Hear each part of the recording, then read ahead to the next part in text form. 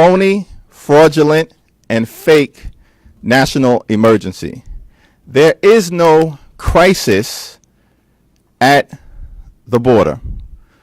The president's actions are manufactured, manipulative, and represent a misappropriation of taxpayer resources inconsistent with the United States Constitution. There is no crisis at our southern border. There is no basis in law or in fact to declare a national emergency. There is no increase in illegal crossings at our border. There is no increase in criminal activity at our border. There is no increase in drug trafficking at our border. There is no evidence that terrorists are coming into the United States of America along our southern border. President Donald Trump has more stories than Harry Potter, and all of them are make-believe. That is why House Democrats are proceeding with a resolution of disapproval with respect to this fake national emergency. This week, we will also be introducing H.R. 4, part of our promise to fix and restore the Voting Rights Act in the United States of America. There is nothing more central to the integrity of our democracy than making sure that every single American has a right to vote. And so we're thankful for the leadership of Terry Sewell and John Lewis and Jim Clyburn and so many others who are working to make sure that we address the egregious Supreme Court decision from 2013 that undermined the ability of everyday Americans to participate in our democracy and ushered in a new era of voter suppression in the United States of America. House Democrats are going to make sure that we end that practice. We are also focused on advancing an agenda supported by the overwhelming majority of the American people on gun safety and gun violence prevention. And we've been joined by several distinguished leaders in that effort. Let me now yield to someone who's been a champion for gun safety, our distinguished Vice Chair, Katherine Clark. Thank you, Mr. Chairman, and thank you all for being here today. On tomorrow, for the first time in over a decade, House Democrats will vote on a gun safety reform bill. We have been partaking in a grisly ritual. We have a mass shooting, we have a moment of silence, and then there has been inaction. This signifies the end of that and a chance to say to the American people, we understand that we want to keep our neighborhoods safe and that we can do this in a bipartisan way with support of over 95% of the American people across ideologies who say it is common sense to keep guns out of the hands of dangerous people. That is what the two bills that we will be taking up this week will do. One is comprehensive background checks. The other is closing the Charleston loophole, which allowed the shooter in that tragic case to be able to get a gun he was not entitled to. The inaction has come to an end. It is part of our For the People agenda. It is part of what we heard clearly from the American people in the midterms. And part of the result of those midterm elections was an outstanding new member of Congress whose personal loss and tragedy of her son Jordan has propelled her to be a gun violence safety advocate. And we are very proud today to be joined by Representative Lucy McBath. Good morning, everyone. This week marks a very pivotal moment in the gun violence prevention movement and in the fight to make our communities and our nation a safer place. Thank you to Congressman Thompson, Speaker Pelosi, Chairman Nadler, and the more than 230 of my colleagues who have co-sponsored H.R. 8. I am so very proud to be an original co-sponsor of this historic legislation. And thank you to Whip Clyburn and my colleagues sponsoring support for H.R. 1112. Together, we are truly making meaningful changes and putting forth common sense solutions to make our nation safer. Today, we want to say thank you. Thank you to the student activists who have turned their pain into change. Thank you to my colleagues who have shown a commitment to protecting our communities day after day after day. As these two federal background check bills head to the House floor with bipartisan support for the very first time, it is reflective of our changing national conversation around gun violence. We can prevent gun deaths, and together we will make our nation a safer place for our communities and our children. House Democrats, I assure you, are committed to bringing an end to gun violence. I truly hope that our friends in the Senate will join us because American lives depend on it. I want to thank Lucy for her very distinguished leadership on this issue. She has turned her pain into progress for the American people. We're joined by another very distinguished member of the freshman class who has done the same as a result of personal tragedy and committed herself to the cause of improving gun safety on behalf of all Americans. Let me now yield to my friend, the distinguished gentlelady from Florida, Debbie McCarcel-Powell.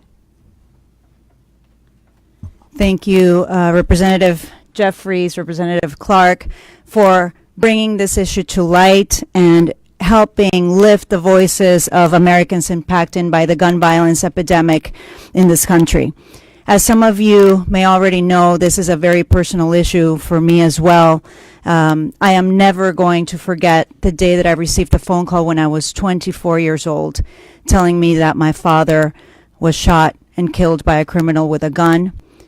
Unfortunately, thousands of Americans in this country now share the same story as mine.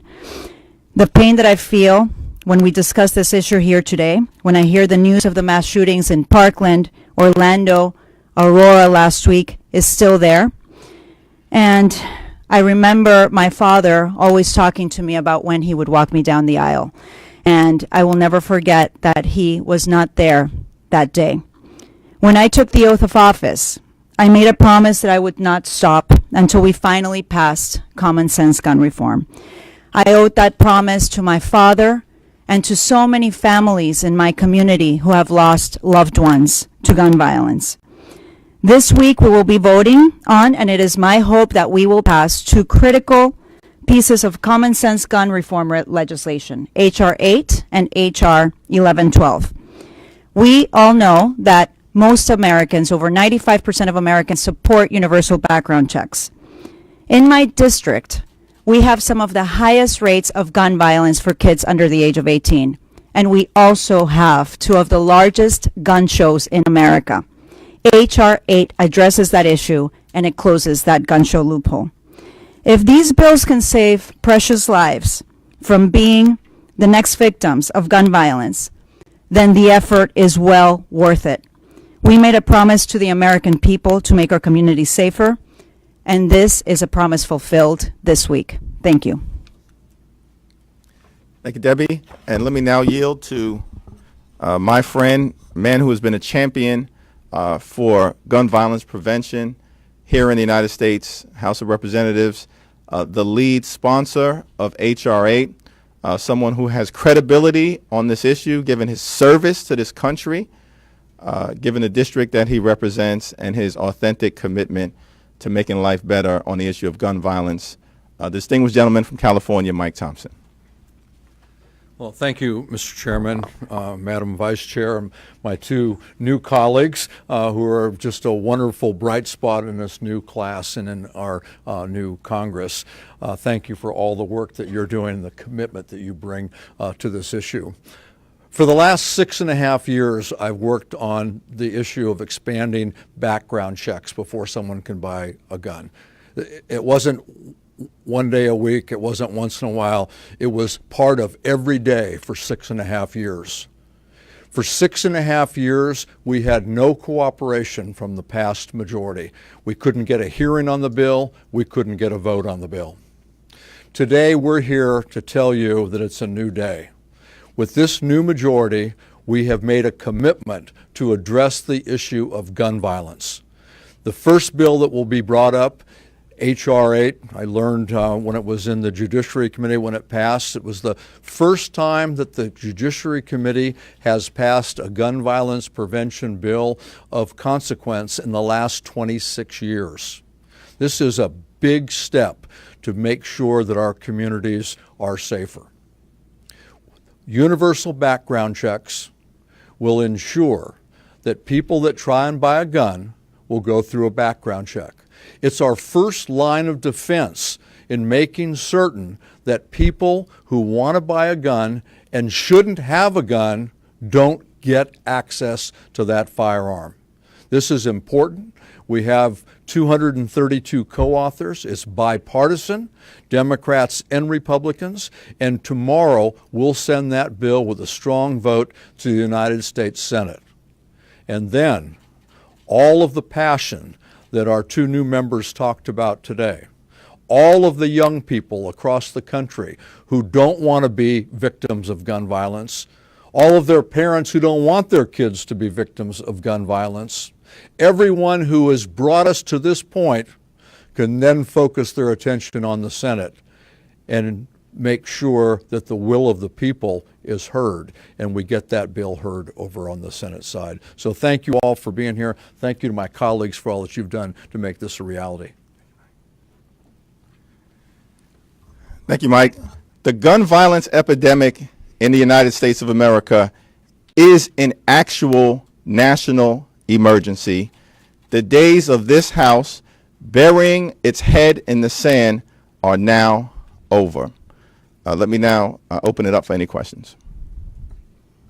Thank you, Congressman. 2 points of criticism the other side always say about this is, the first one they'll say, look at high-profile shootings in Parkland or the attempts on Mr. Scalise's life. This would not have done anything to deter either of those incidences. And the second one is to say, Republicans often identify background checks as being unenforceable without a national gun registry. Those are the 2 points of criticism your opponents always cite. Would you be willing to address those two concerns, knowing that as soon as we leave this event, if we talk to Republicans, that's what we're going to be told? Sure, and I'm going to yield to Mike Thompson and any of the other members who want to respond, but this is a important step in the right direction. It is a beginning to address a national epidemic with respect to gun violence in the United States of America. The overwhelming majority of the American people support universal criminal background check legislation because it's the right thing to do. We need to close the gun show loophole. We need to close the internet sale loophole. That's what we are doing. Well, I'll just add that anytime the other side says that this isn't enforceable without a national registry, that's a code word for they want to do a national registry. And it's important to note in H.R. 8, it specifies that there is nothing in this bill that can be used to establish a national registry. And no, they're wrong about that. Every day, 170 felons and 50 domestic abusers are stopped from buying a gun at licensed dealers because of the background check. It works. We know it works. There's a lot of evidence out there that suggests or that clarifies the fact that it works. And as far as anybody who says, well, this bill wouldn't have solved this incident, the only thing that will solve every one is to do away with guns. So are you telling me that the critics of my bill want to do away with all guns? I just want to address what we hear as well, that exactly what Congressman Thompson just said, that this idea that we should do nothing because no one bill will prevent all gun violence is absurd. And we have to look no further than the ban that Republicans upheld on research on how to best solve gun violence in this country. So if you were serious about this and feel that comprehensive background checks is not the answer, then you would fund research into what is the correct answer. The hypocrisy is so blatant here, and we cannot be afraid to take a step. We don't have the cure for any chronic disease at the beginning, but you do it by pieces and by research and developing. We know that background checks work. They keep guns out of the hands of dangerous people. That's what we're going to be voting for this week. That's what the American people are asking Congress to do. The Progressive Caucus is unveiling a Medicare for All bill later this week. Do you support that bill, and do you want to see it come to the House floor? I support the notion that we need to take a comprehensive look generally at how we can get to a place where we have universal access to high quality, affordable health care for every single American. That is the principle that unites the House Democratic Caucus.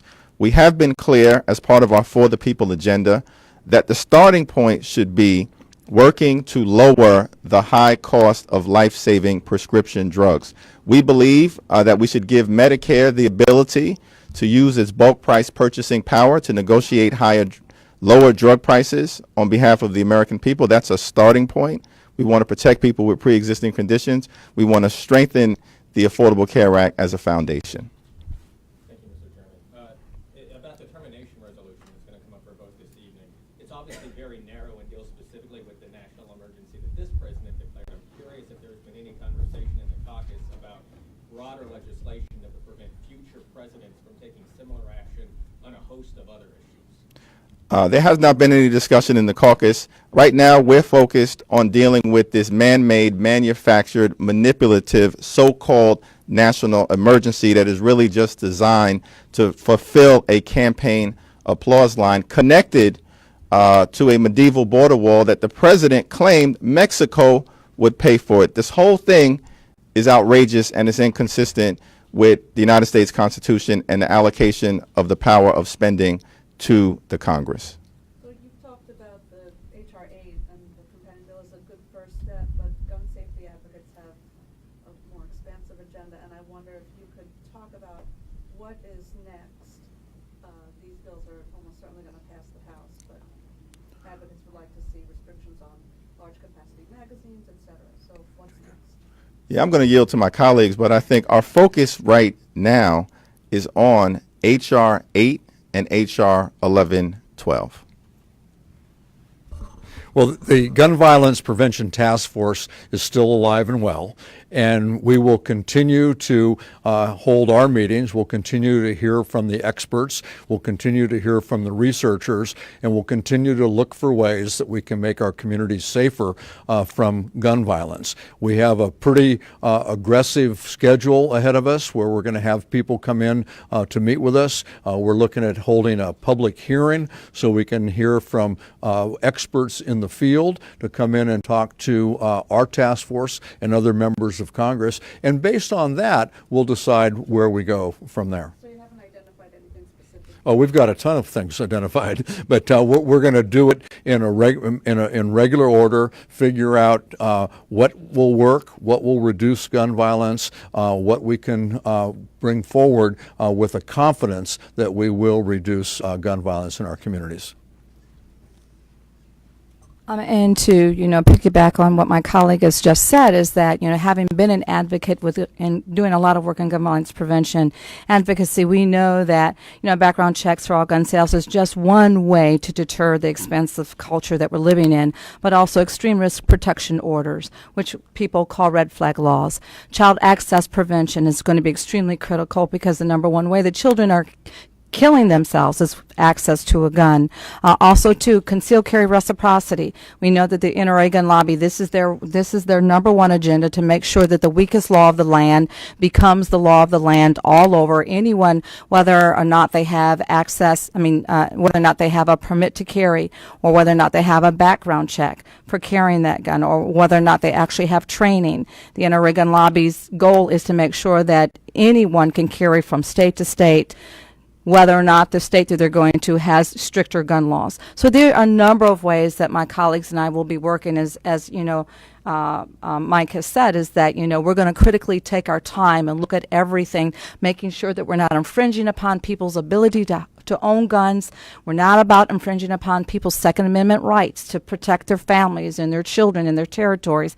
But we have to make sure that we are critically looking at the laws, making sure that they are common sense, and also looking for bipartisan support. Thank you. Looking ahead to tomorrow a little bit, there's the Cohen hearing at oversight. I'm wondering what you think is the most important thing for Democrats to establish, or to have people establish in that hearing? Well, the American people deserve to know whether Donald Trump has been functioning as the President of the United States of America or as the equivalent of an organized crime boss. Michael Cohen can shed some light on that very important question. I'm sorry, yes. Can I follow up on that? Michael Cohen is also lying to Congress in the past. What gives you any sort of confidence that he'll come before the committee tomorrow and say we think it's truthful? Well, Justice Brandeis has made the point that sunlight is the best disinfectant. Clearly, there's no one closer to Donald Trump with respect to his business practices, not month after month, not year after year, but decade after decade, than Donald Trump and his relationship with Michael Cohen. And so what we need to hear from Michael Cohen is that information presented in a transparent fashion, and the American people can make a decision from there. What is Democrats' plan B for if and when the measure to end the president's national emergency fails, or is vetoed by the president? Is plan B kind of to have individual committees take legal action, or what does that look like? We're focused on Plan A right now, which is to make sure that we have a strongly bipartisan vote with respect to the resolution of disapproval. And we are urging our colleagues to not just talk the talk with respect to the House as a separate and co-equal branch of government, but walking the walk.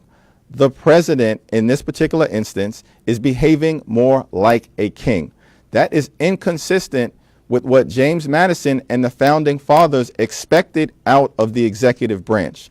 The Founding Fathers were clear that when the executive branch overreaches, it's the job of the United States Congress as a separate and co-equal branch of government to serve as a check and balance. The resolution of disapproval with respect to Donald Trump's fake national emergency is consistent with that constitutional responsibility. That is what we're focused on right now. Any further questions? Thank you very much.